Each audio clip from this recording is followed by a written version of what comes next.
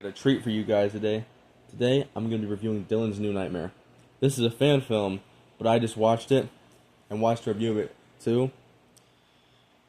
Man, this movie feels like exactly a direct sequel to New Nightmare, which I just covered.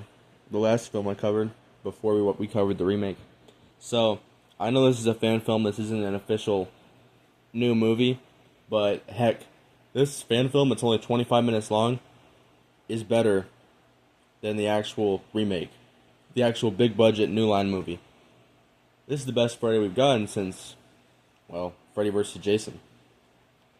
So first we'll talk about Cecil Larid, I believe is how you pronounce it. He's the director of this film, and it was uploaded on the Horror Show channel, who've been on this platform for a long time. So all credit to them for this film, and all credit to Cecil for directing it. They also got Miko Hughes back, who was the one to play Dylan in New Nightmare. So, and I wish they could have got Heather Langenkamp. That would have been amazing. But there is a scene involving, you see a picture of her, and hopefully if they were to make a fan film sequel to this in the future, she could come back. I would love that. Because, like, the Freddy in this, I believe a guy named David plays him. He actually takes Freddy. It's like a scary, but it almost feels like something close to Robert Englund than the Jackie Earle Haley version is. And like I've talked about earlier, I would prefer more stuff like this than a big theatrical release Nightmare on Elm Street. If they could find somebody that could really treat the character with great respect, and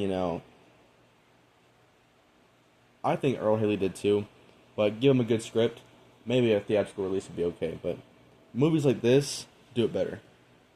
So, there's a really good kill in this film by the Freddy entity, and I'll explain that one when we get to that in a second.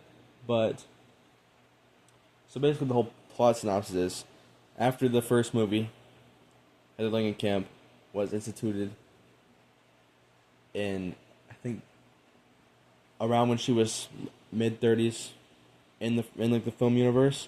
She was instituted because nobody believed her about Freddy, the Freddy entity. And so Dylan's seeing a psychiatrist now, and the psychiatrist thinks that he's starting to go through the same stuff that she went through. And she's like, says, all this for a cheap horror film. First of all, the original's a classic, lady. Second of all, the Freddy entity, ends up slicing her arm off, like two pieces. It's a pretty good effect, pretty good gore.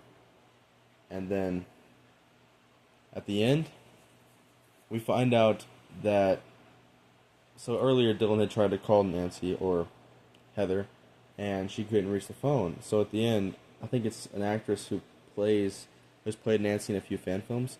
She does an alright job, sound like Nancy. Not nothing like Heather Langenkamp, because she's the GOAT of this franchise besides Robert Englund.